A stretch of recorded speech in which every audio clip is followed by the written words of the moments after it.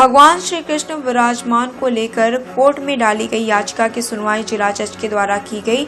दोनों पक्ष को सुनने के बाद जिला जज ने याचिका को दायर कराने की अनुमति दे दी। वादी पक्ष में याचिका दायर होने की खबर से खुशी का माहौल है। वहीं वादी पक्ष के द्वारा कोर्ट को धन्यवाद भी दिया गया। बता दें कि भगवान श्री कृष्ण विराजमान की भूमि को लेकर एक याचिका डाली गई थी और इस याचिका को सीनियर डिवीजन जज के द्वारा खारिज कर दिया गया था। वहीं याचिकाकर्ताओं पुनः जिला जज के समक्ष श्री कृष्ण विराजमान की 13.37 एकड़ भूमि को लेकर दोबारा अपील की और 1 महीने बाद याचिका को स्वीकार कर लिया गया।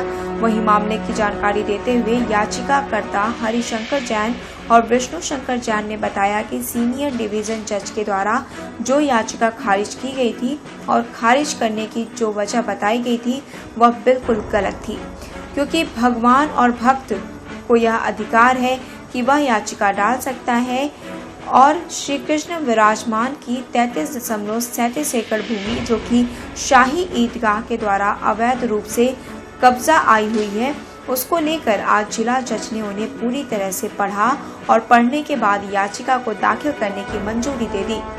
विष्णु शंकर जैन ने बताया कि कोर्ट ने श्री कृष्ण जन्म स्थान ट्रस्ट के साथ साथ श्री कृष्ण जन्मभूमि सेवा संघ शाही ईदगाह कमेटी वक्फ बोर्ड सुन्नी वक्फ बोर्ड को नोटिस भेजा है। 1 महीने बाद हमारी याचिका दाखिल की गई और हमें खुशी है कि इस बात की जिला जज ने साक्ष्य प्रस्तुत किए थे, उनको गहराई में जाकर उनका चिंतन किया और उसके बाद यह निर्णय लिया।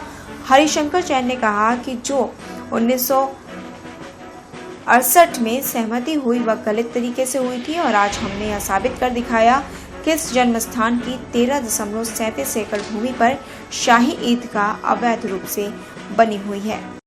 हमारी तरफ से जो सिविल जज का ऑर्डर था इरोनियस है, उस ऑर्डर में क्या क्या गलतियां थी उस ऑर्डर को अपीलेट कोर्ट के समक्ष प्रस्तुत किया गया था और कोर्ट ने कानून के कसौटी पर उस ऑर्डर को खरा नहीं पाया, इसीलिए नोटिस इशू की है विपक्षी पार्टियों को और हमारे अपील को एडमिट किया।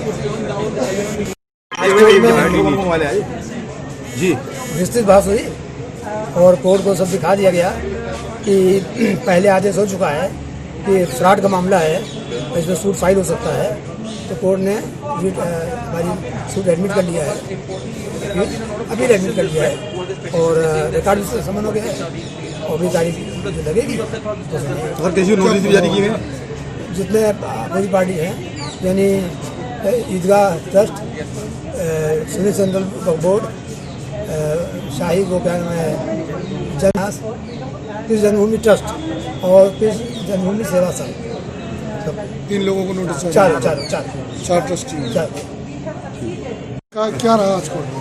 आज बहुत अच्छा रहा कोर्ट में और इतने दिन तक 1 महीने तक जो हम न्याय के लिए लड़ाई लड़ रहे थे, आज हमारी बात डिस्ट्रिक्ट जज ने मानी है और ये बात मानी गई कि सिविल जज सीनियर डिवीजन की फाइंडिंग ऑन लॉ गलत थी और जो बात हमने रखी थी कि एक वर्शिपर को और एक डेटी को राइट टू सू होता है, उन्हें केस फाइल करने का अधिकार होता है, उस ग्राउंड पे आज हमारी अपील एडमिट हुई है और मस्जिद पक्ष को और सारे विपक्षियों को नोटिस जारी किया है इस केस में डिस्ट्रिक्ट जज महोदय। किन किन ट्रस्टियों को नोटिस जारी किया, क्या रहा? देखिए डिस्ट्रिक्ट जज साहब ने हमारे जो चारों पार्टी उनको नोटिस जारी किया गया है, मस्जिद ईदगाह, वक्फ बोर्ड, यूपी सुन्नी सेंट्रल वक्फ बोर्ड, श्री कृष्ण जन्मभूमि ट्रस्ट, श्री कृष्ण जन्मभूमि सेवा संघ, इन चारों लोगों को आज नोटिस जारी।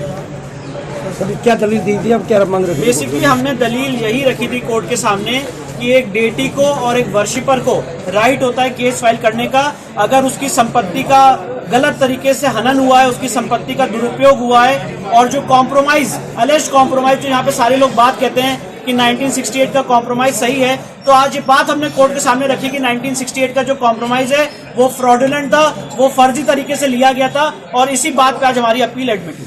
कितने पढ़ने का पेज का जजमेंट दिया है? जजमेंट तो अभी लिखाया जाएगा, जो ऑपरेटिव पोर्शन है वो मैंने आपको बताया। संतुष्ट हैं आप? बिल्कुल संतुष्ट हैं। अब इस केस का ट्रायल चालू होगा और जो न्याय की हमारी लड़ाई है वो आगे बढ़ेगी।